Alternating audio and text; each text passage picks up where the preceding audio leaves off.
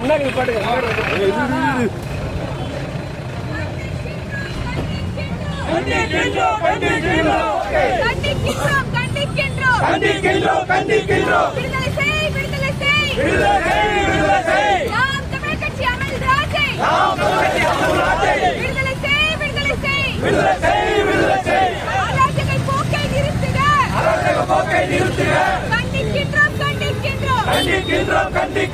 இப்போ காவல்துறை வந்து எங்களுடைய பாதுகாப்பு பாசையில் இருக்கக்கூடிய சகோதரர் அமல்ராஜ் அவர்களை கைது பண்ணியிருக்காங்க.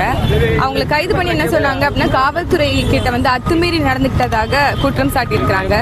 நாம கேட்கறது என்ன அப்படின்னா, ஏதோ ஒரு சாமானியனை வந்து நீங்க கைது செஞ்சு அவருக்கு வந்து எந்த ஒரு பயிற்சியுமே இல்லாம அவர் இந்த மாதிரி செஞ்சாருன்னு சொன்னா சரின்னு சொல்லலாம். ஆனா பார்டர் செக்யூரிட்டி போர்ஸ் பணியில இருந்த ஒரு எக்ஸ் ஆர்மி மென் அவருக்கு முழுமையாக பயிற்சி கொடுக்கப்பட்டிருக்கும். அப்படிப்பட்ட ஒரு நபர் எப்படி ஒரு இன்னொரு அதிகாரி கிட்ட அத்துமீறி நடந்துப்பாரு அப்படிங்கிற ஒரு தார்மீகமான கேள்வி இருக்கு.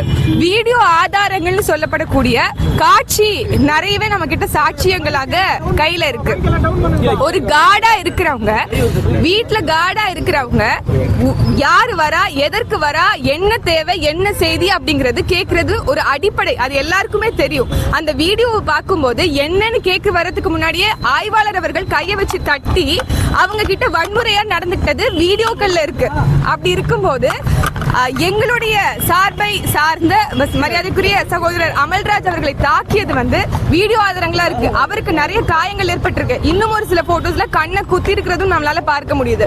அப்படி இங்க இருக்கக்கூடிய காவல்துறை தான் வந்து அத்துமீறி நடந்துகிட்டது அப்படிங்கறத எல்லா ஊடகமும் காட்சிப்படுத்திருக்குது. இதை தாண்டி அவங்களை ரிமாண்டும் செய்திருக்கு அப்படின்னா இதை மக்கள் பார்த்து கொண்டு இருக்கிறார்கள். கட்டாயம் நீதி சரியானவற்றில் தான் வந்து கிடைக்கும். வாய்மையே வெல்லும் வெறும் எழுதி வச்சா பத்தாது, வெறும் எழுதி வைத்தால் பத்தாது.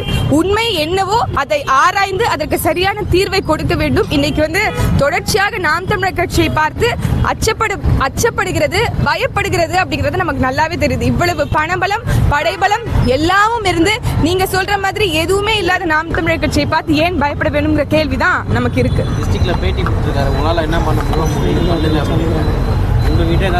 இல்ல, இப்ப நீங்க சமன் பலமுறை கொடுத்திருக்கீங்க. அதை கொடுக்கும் போது கையில கொடுத்து சைன் வாங்கணும், கையெழுத்து பெறணும், அக்னாலஜ்மெண்ட் கொடுக்கணும் அப்படிங்கிற சட்டம் இருக்குது. ஆர்டிகல் 15 படி நான் சகோதரர் கூட காமிச்சிருந்தேன்.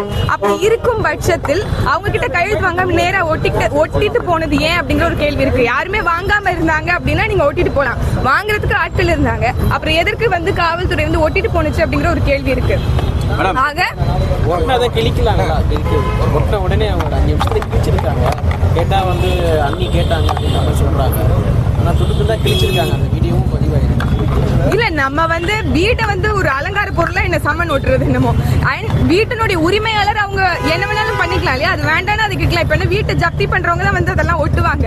ஒரு சம்மனை ஓட்டணும்னு என்ன இருக்கு அப்படிங்கறத நம்ம கேட்கிறோம். வாங்குறதுக்கு ஆளே இல்ல, வாங்கல அப்படின்னா சரி அப்படிங்கலாம். ஆனா வாங்குறதுக்கு ஆள் இருக்கு. நீங்க வந்து சட்ட ரீதியா அக்னாலஜ்மெண்ட் வாங்கணும். அதையும் நீங்க வாங்காம ஒட்டிட்டு போயிருக்கீங்க அப்படின்னா அது எந்த வகையில நியாயம் அப்படிங்கிற ஒரு கேள்வி இருக்கு. சோ வராங்களா வரமாட்டாங்களாங்கிறது அடுத்த கேள்வி. கட்டாயம் இதை வழக்காடு மன்றத்தை சந்திக்கிறதுக்கு தயாராக நாம் தமிழர் கட்சியும் நாம் தமிழர் கட்சியினுடைய தலைமையும் இருக்கு அப்படிங்கறதுல உறுதியா இருக்கும். மேடம், அதே மாதிரி காவலாளி ஏமாற தடுக்கிறாரு, என்ன நடந்துச்சு?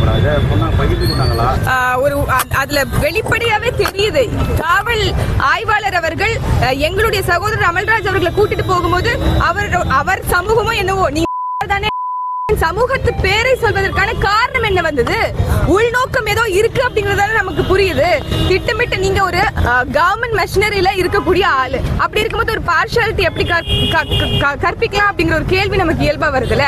அத்துமீறியது காவல்துறையா இல்ல எங்களுடைய தரப்பா அப்படிங்கறத காணொலி ஆதாரங்கள் இன்னைக்கு வெளிப்படையா இருக்கு. அது பொதுவெளியில இருக்கு. அதை மக்களே பார்த்து அதை சரியாக புரிந்து கொள்வார்கள் அப்படிங்கறது. இங்க யாருக்குமே பாதுகாப்பு இல்லைங்க. அது பெண்ணோ ஆணோ வயதான மக்களோ யாரா இருந்தாலும் இங்க பாதுகாப்பு என்பது மிக மிக மோசமான கேவலமான ஒரு நிலையில இருக்கு அப்படிங்கிறதுக்கு வந்து ஒட்டுமொத்த இந்தியாவும் சாட்சியாக இருக்கு. இன்னைக்கு தமிழ்நாடு இப்படி பாதுகாப்பற்ற சூழல்ல மாறிட்டு போகுதுன்னு நினைக்கும் போது பெரும் கவலையும் வேதனையுமாகத்தான் இருக்கு. வழக்கு எதுவும் போன வாய்ப்பு இருக்கா மேடம்? நீங்க வெளிப்படையா தெரியும் போது யார் பார்த்தாலும் இது அவங்க மேல தப்பு அப்படிங்கிறது தெரியும். அதுக்கு முறையாக நாங்கள் கட்சி அதை சீமான் அவருடைய மனைவி மட்டும் இருந்ததாகவும் அதனால காவலாளி இப்போ எங்களுடைய தலைமை ஒருங்கிணைப்பாளர் சீமான் வந்து வீட்டுல இல்ல இல்லாத போது நீங்க வீட்டுக்குள்ள வர்றது முதல்ல என்ன பெர்மிஷன் வாங்குனீங்க? ஒரு கார்டு ஒரு வீட்டினுடைய பாதுகாவலர் கட்டாயம் கேட்பாங்கல்ல, ஏன் வரீங்க எதுக்கு வரீங்க அப்படின்னு.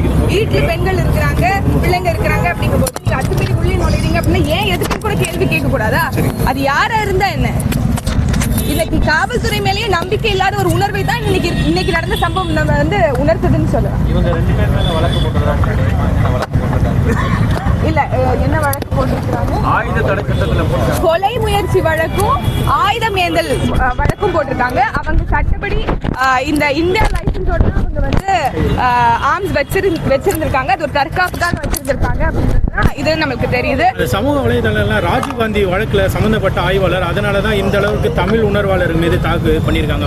மேபி அவங்களுக்கு ஏதாவது ஒரு உள்நோக்கம் இருக்கா அப்படிங்கறது சந்தேகத்துக்கு உட்பட்டது.